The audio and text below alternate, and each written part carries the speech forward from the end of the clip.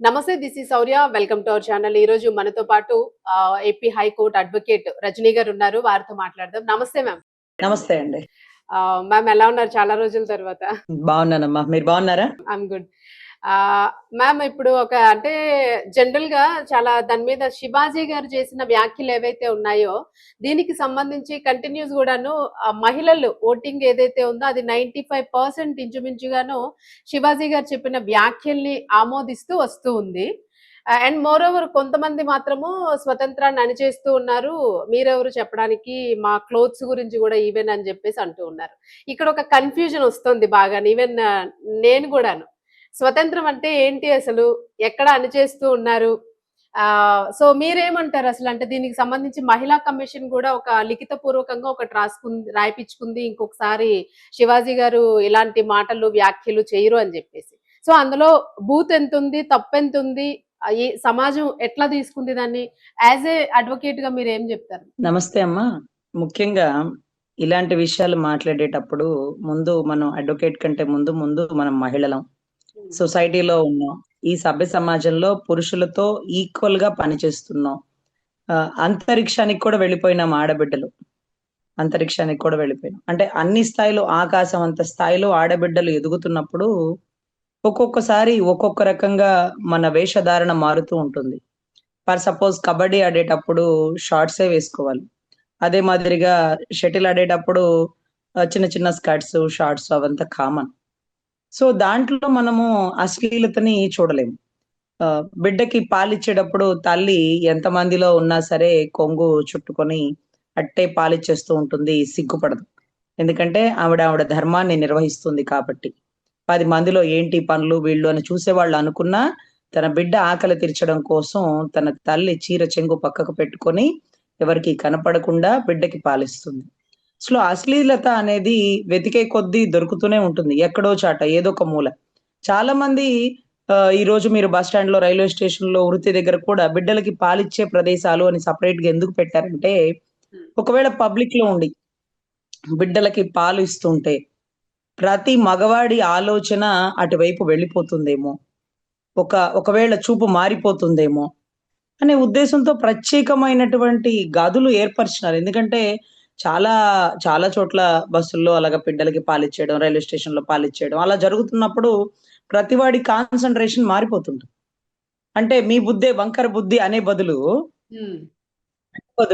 So అటువంటి ప్రదేశాల్లో అలా ఇచ్చేటప్పుడు ఆడవాళ్ళకి కొంచెం ప్రైవసీ కావాలి, చూసే మగవాళ్ళ దృష్టిని మరల్చాలి అని ఆ గదుల్లోకి వెళ్ళేసి బిడ్డలకి పాలిచ్చే ప్రదేశాలని ప్రతి చోట ఇప్పుడు ఏర్పరచడం జరిగిందండి.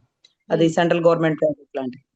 సో ఇక్కడ శివాజీ గారు మాట్లాడింది, మీ సామాన్లు మీరు భద్రపరచుకున్నానో లేకపోతే సామాన్లు చూపించకుండానో అనే ఆ సామాన్లు అనే పదము చాలా వల్గర్ వర్డ్. అది అస్సలు వాడనే కూడదు. కానీ ప్రతి అంతకుముందు అంటే లైక్ పోలీస్ డిపార్ట్మెంట్ వాళ్ళు నైట్ టైము 11కి అట్లా పట్టుకొని, ఇదిగో మీ సామాన్లన్నీ లోపల పెట్టుకోండి, పోతే బాధ్యత కాదు, గేట్లకి తాళాలు వేసుకోండి, మీ సామాన్లకి మీరే బాధ్యత అంటూ మనం పుష్కరాలకు వెళ్ళినప్పుడో లేకపోతే ఎక్కడన్నా గుళ్ళు గోపురాలకు వెళ్ళినప్పుడు ఎక్కడైనా సరే మీ సామాన్లకు మీరే బాధ్యులు, మీరే భద్రత వహించాలి అని. ఇప్పుడు మన ఇంట్లో ఖరీదైన సామాన్లని మనం బయట పెట్టేయంగా, బీరువాలో లాకర్ లో పెట్టి తాళం వేస్తాం. ఇప్పుడు శరీర అవయవాలు కూడా ఒక సామాన్లు లాంటివి. అతను ఆ మాట వాడినా వాడకపోయినా మన సామాన్లని అంటే మన అవయవాలని మనమే కప్పుకొని భద్రపరుచుకోవాలి. మనం కనిపించేలాగా పెడితే ఎవరొకరు కొట్టేస్తారు కదా. అందుకే అంటారు, బంగారం మెళ్ళ వేసుకున్నప్పుడు కూడా బస్సుల్లో, అమ్మ చీర చెంగు చుట్టుకోండి, మీరు అది కనిపించేలా పెడితే వాళ్ళు లాక్కెళ్ళిపోవడానికి తేలిగ్గా ఉంటుంది, మీ సామాన్లు మీరు భద్రపరచుకోండి అమ్మా, పర్సెంట్ చేతిలో పట్టుకున్నావు లోపలికి పెట్టుకో అంటే మన విలువైన వస్తువులని మనం దాచుకోవాలి. దాన్ని పబ్లిక్ గా పెట్టేసి పోయింది అంటే ఎలా? నువ్వు తీయకూడదు అంటే వాడి బుద్ధిని మనం ఎలా మార్చగలం? వాడి మనసులోకి వెళ్ళిపోయి వాడికి దొంగతనం ఆలోచన మనం ఆపగలమా? వాడి అత్యాచారం ఆలోచన మనం ఆపగలమా? మన జాగ్రత్తలు మనం ఉందాం. అయినా కూడా జరుగుతూనే ఉంటాయి. అంటే అన్ని దాచుకున్న చక్కగా వెళ్తున్న పసిబిడ్డలని లేకపోతే వృద్ధుల్ని కూడా రేప్ చేసే వాళ్ళేమి ఎక్స్పోజ్ చేయరు. కానీ వాళ్ళు ఆలోచన ఉంటది చూడండి, వాడితో ఆ తప్పు చేపిస్తుంది. సో వాడిని ఆలోచన సొసైటీలో మనం ఎంతవరకు మార్చగలం అనేది వివేకానందులు, రామకృష్ణులు, ఆది శంకరాచార్యులు వీళ్ళందరూ అంతరించిపోయారు కదా. ఇప్పుడు ఎవరు కొత్తగా వచ్చి ధర్మం గురించి ఇది తప్పు, నీ భార్యని తప్ప వేరెవ్వరిని ఆ దృష్టితో నువ్వు చూడకూడదు. మనకి ప్రేయర్ ఉంటది చూడండి. భారతదేశం నా మాతృభూమి, భారతీయులందరూ నా సహోదరులు అనుకుంటూ సోదరి సోదరమణులని చెప్పుకుంటాం కదా. అవును. అవంతా పాటించే వాళ్ళు చాలా అరుదైపోయినారు. అందుకే సొసైటీలో క్రైమ్ రేట్ పెరుగుతుంది. కానీ మనం జాగ్రత్తగా ఉండాలి. తర్వాత సొసైటీని నిందించాలి. చూడు నేనెలా ఉంటాను. నా మీద నీకు అటువంటి ఆలోచన వచ్చిందా? నీకెప్పుడన్నా నేను అలా కనిపించానా? ఆ! ఎందుకురా ఇలా ప్రవర్తించావు అని అడగడానికి మన దగ్గర ఒక స్ట్రాంగ్ రీజన్ ఉండాలి. యెస్. స్ట్రాంగ్ రీజన్ ఉండాలి. స్ట్రాంగ్ ఫైట్ ఇచ్చేటప్పుడు నీకు నువ్వు కరెక్ట్ అనిపించాలా? ఏరా నేను ఎక్స్‌పోజ్ చేసుకొని నువ్వు నన్నొచ్చి అలా చేసేస్తావా? నేను చూపిస్తే నువ్వు చూసేస్తావా అంటే నువ్వు ఎందుకు చూపించను? హ్మ్. నీకెందుకు అంత అవసరం?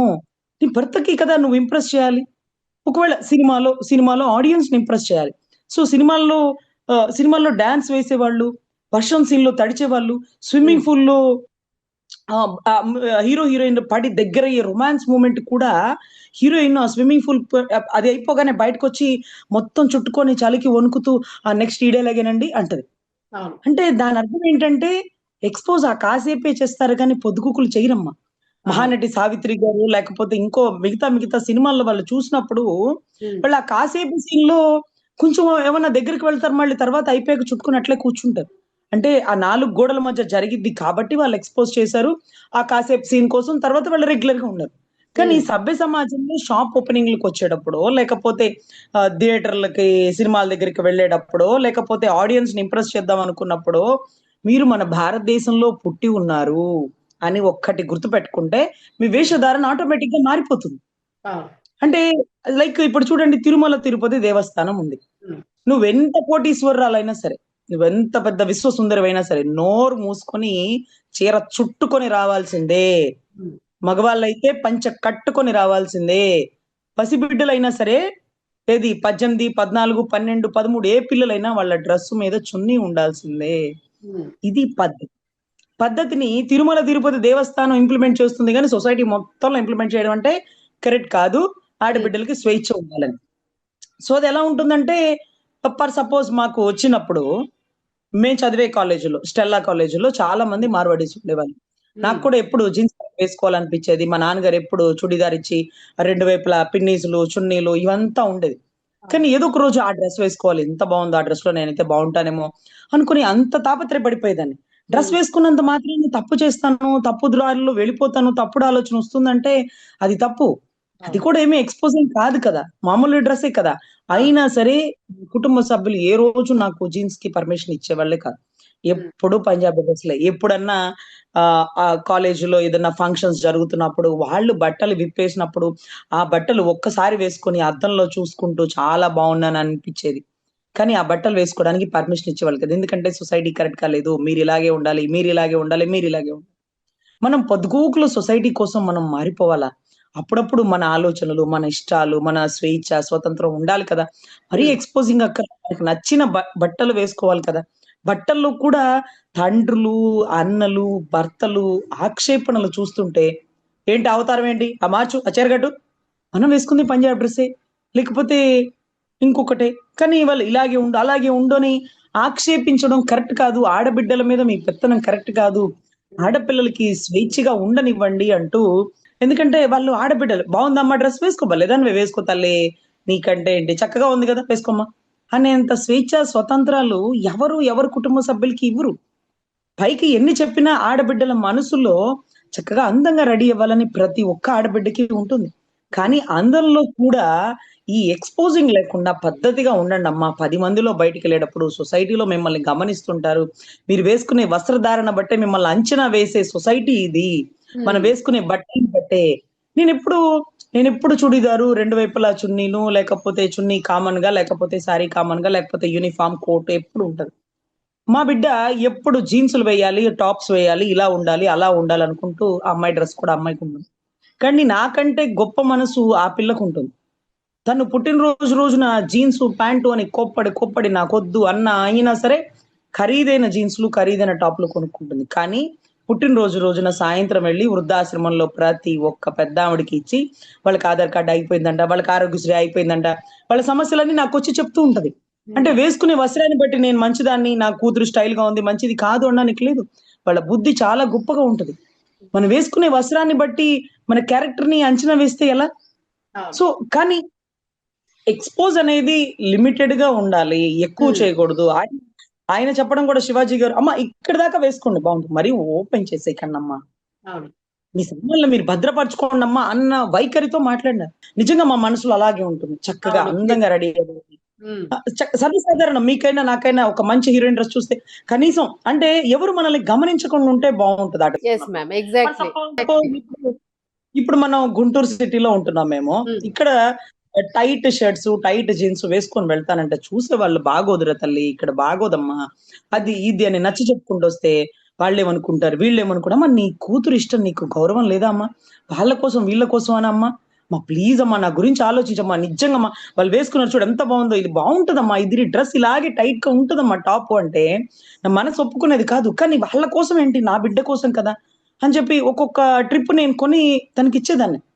తను సర్ప్రైజ్ అనుకునేది. ఎందుకంటే ఆ డ్రెస్ షాప్‌లో వద్దు, వద్దంటే వద్దు, ఒప్పుకోరు ఇంట్లో. అది బాగోదు పరిమళ అలా వద్దు అని ఆపేసొచ్చి, తను హ్మ్. బాధపడుతుంటే మళ్ళీ అదే షాప్‌కెళ్ళి అదే డ్రెస్ కొని గిఫ్ట్‌గా ఇచ్చేదాన్ని. కానీ ఇప్పుడు బెంగుళూరులో ఉంటుంది. అవే టాప్స్, అవే డ్రెస్ ఏసుకుంటుంది. ఎవరు తల తిప్పి పక్కకి చూడరు. అక్కడ సొసైటీ అలాగే ఉంది. చక్కగా అందరూ బావున్నారు. అందరూ ఒకేలాగున్నారు. హ్మ్. ఒకళ్ళు చీర, ఇంకొకళ్ళు ఇంకొకలా కాకుండా ఆ కాలేజ్ అట్మాస్ఫియర్ అంతా కొంచెం అదే థాట్‌లో ఉంది. హెయిర్ లీవ్ చేసేస్తది తనెప్పుడు. హ్మ్. కర్లీ హెయిర్ పెట్టేస్తది. ఇక్కడికొచ్చి జుట్టు పూసుకుంటే అందరూ ఎగతాళి చేస్తారు. ఏంటే ఆ జుట్టు అని. అక్కడ అవును. అందరూ జుట్లు పూసుకుంటారు కర్లీ హెయిర్‌లతో. తర్వాత అంటే ఒక్కొక్క పరిస్థితిని బట్టి మనం మింగిల్ అయితే బావుంటుంది. హ్మ్. అంటే ఇప్పుడు సిటీ‌ల్లోకొచ్చి ఇది ఇలా ఉండాలి. Okay done.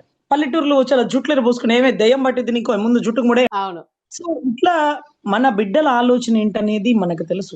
సొసైటీ కోసం మన బిడ్డల ఆలోచనలని, వాళ్ళ ఆశలని చంపేస్తే, వాళ్ళ బాధ వర్ణనాతీతం. మా నాన్నగారు నాకు జీన్స్‌కి పర్మిషన్ ఇవ్వలేదు. ఎంత బాధపడ్డానో. ఈరోజు నా దగ్గర డబ్బుంది. జీన్స్ వేసుకోవడానికి నా మనసు అంగీకరించట్ల. కానీ ఆ అవును. వయసులో నాకు కోరిక.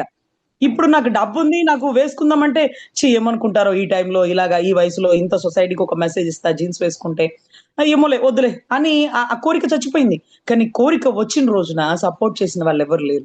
ఈరోజు నా బిడ్డకి ఈ కోరిక వచ్చింది. మంచి టాప్స్, మంచి జీన్స్ వేసుకోవాలని. హ్మ్. సరే పోనీలేదు ఆ బిడ్డల కోరికలు తల్లిదండ్రులు కాకపోతే ఎవరు తీరుస్తారు? రేపు భర్త ఎన్ని ఆంక్షలు పెడతాడో, వేసుకొనిస్తాడో, వేసుకొనివ్వడో.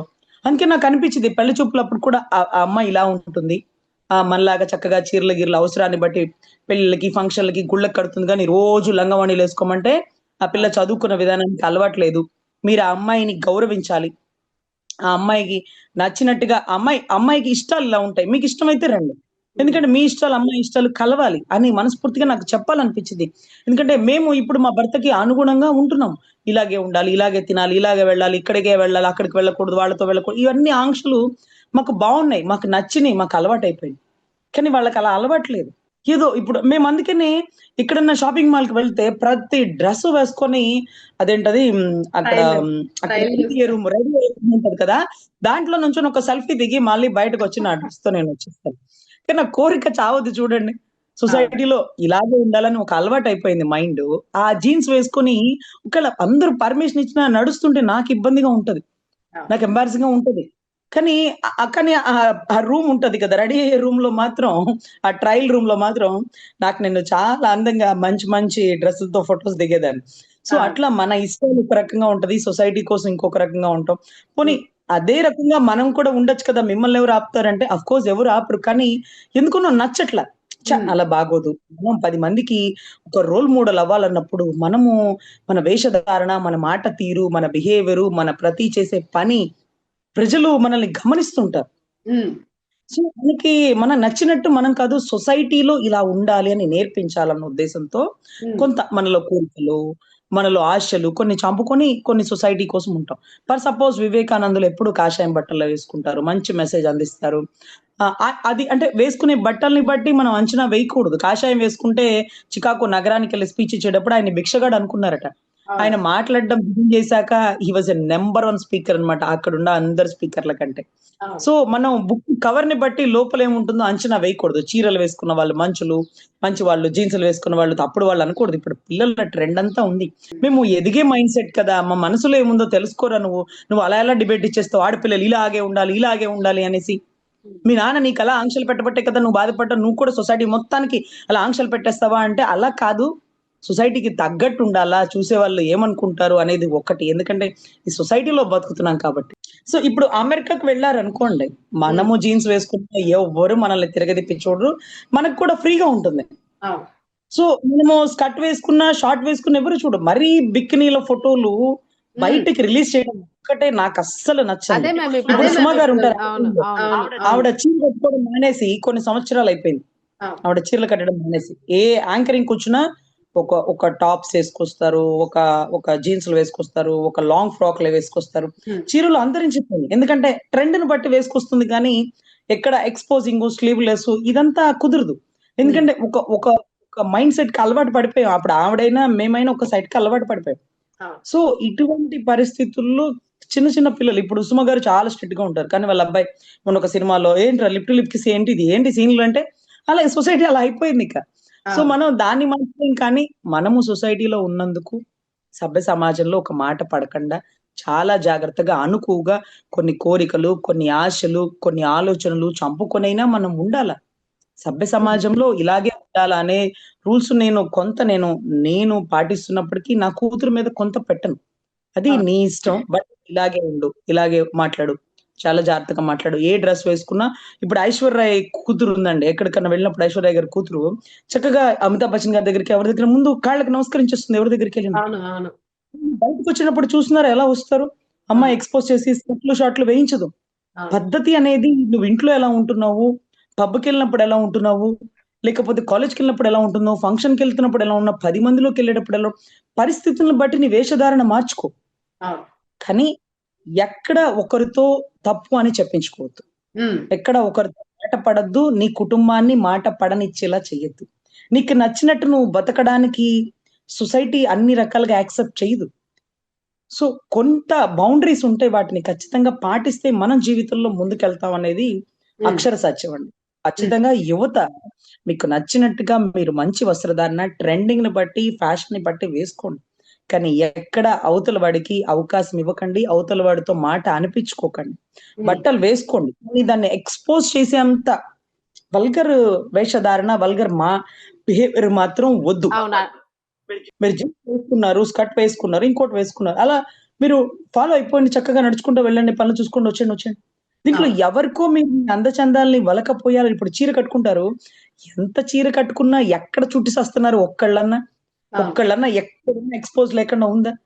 పేరుకి చీర కట్టుకుని ఇటు చూపించను, బ్రాడ్ నెక్ చూపించను, ఇంకోటి చూపించను, వాళ్ళ తాపత్రయం మొత్తం చూపించడమే. సీరియస్లీ మ్యామ్, శారీలో ఉన్నప్పుడు కూడా బయట మనం జనరల్ గా బయట ఇస్తాము, బట్ ఇట్లా సవరించుకుంటూ ఉంటారు కిందకి, జనరల్ గా మనం పైకి సవరిస్తాం. అదే నేను చాలా వీడియో క్లిప్పింగ్స్ ఉన్నాయండి, అవి పక్కన పెట్టండి. చీర కట్టుకోవడం మంచిదే, కానీ ఆ చీరను దయచేసి అలా ఎక్స్పోజ్ చేయకండి. ఎందుకంటే ఇలాంటివి చూసినాం కాబట్టి పేరుకి చీర కట్టుకుంది ఎందుకురా చూపించాలనేదో తాపత్రయపడుతుంది, అవసరమా అలాగా అని మనసు కనిపిస్తుంది చూసే వాళ్ళకి. తప్పలా మీరు కట్టుకునేది చీర, అది భారతదేశ సంప్రదాయం అన్నప్పుడు చక్కగా చీర కట్టుకోండి. చీర చుట్టుకోవాల్సిన పనుల, పద్ధతిగా చీర కట్టుకుంటే చాలు. చుట్టుకోమని ఎవరు చెప్పం, పద్ధతిలా పాటించండి. పాపం జీన్స్ ప్యాంట్ వేసుకునే పిల్లలు చక్కగా వాళ్ళ పని వాళ్ళు చేసుకుంటారు, వాళ్ళు ఎక్కడ ఎక్స్పోజ్ చేయరు, వాళ్ళ ట్రెండ్ అది. ఎక్స్పోజ్ అంటే అదే కదా మ్యామ్, స్కిన్ కనిపించకుండా ఉంటే చాలు, బాడీని ఒక క్లాత్ తో కవర్ చేసుకోమనే చెప్పేది. యువత జనరేషన్ మీరు మా మీద రూల్స్ అండ్ రెగ్యులేషన్స్ పెట్టకండి. మేము వేసుకునే బట్టలు కూడా మీరే రూల్స్ చెప్తే ఇలాగే ఉండాలి, ఇలాగే చేయాలి, ఇలాగే తినాలి, ఇదంతా కరెక్ట్ కాదు. ఆడబిడ్డలకి స్వేచ్ఛనివ్వండి అనడం ఒకటి. ఇలాగా శివాజీ గారు చెప్పినట్టు మీ సామాన్లు మీరు భద్రపరచుకోండి అన్నట్టుగా మీ శరీర అవయవాలని మీరు ఎక్స్పోజ్ చేసి, పబ్లిసిటీ చేసి ఎగ్జిబిట్ చేయకండి దయచేసి అని ఆయన పద్ధతి చెప్పన్నారు. చీర అనేదే కాదండి, జీన్స్ వేసుకోవచ్చు, టాప్స్ వేసుకోవచ్చు, లాంగ్ ఫ్రాక్స్ వేసుకోవచ్చు, ఎక్కడ బాడీ ఎక్స్పోజ్ చేయకండి దయచేసి. చీరే పద్ధతి అంటే అన్ని చోట్ల చీర కట్టలేము. మేము ఎప్పుడు పెళ్లిళ్ళకి, ఫంక్షన్లకో లేకపోతే గుడికి తప్ప ఏ రోజు చీర కట్టని పరిస్థితులే ఉండవు.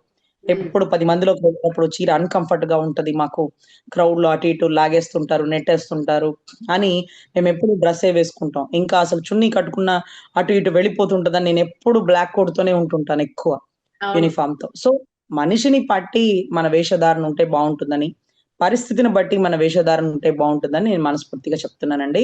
సో మహిళా కమిషన్ ముందు ఆయన చెప్పినటువంటి సమాధానాలు, ఆ వాడినటువంటి అన్కాన్స్టిట్యూషనల్ వర్డ్స్ లాంటివి, ఆ వల్గర్ వర్డ్స్ అంతవరకే తప్పు గాని మిగతా అంతా కరెక్టే. సో ఎవరికి నచ్చిన వైఖరిలో వాళ్ళు ఉండండి అమ్మా. విశ్వసుందర్ లాగా పొద్దుగూకులు చీరలు వేసుకోవడానికి ఎవరికి అంత టైం లేదు, అంత ఓపిక లేదు, అటువంటి వాతావరణం అక్కడ లేదు. సో బస్సులో ఫాస్ట్ గా పరిగెట్టి వెళ్ళాలంటే ఆ చీరలు చాలా అన్‌కంఫర్ట్ గా ఉంటాయి. సో మనిషి ఎవరి కంఫర్ట్ ని బట్టి వాళ్ళు వేసుకోవాలి. ఇలా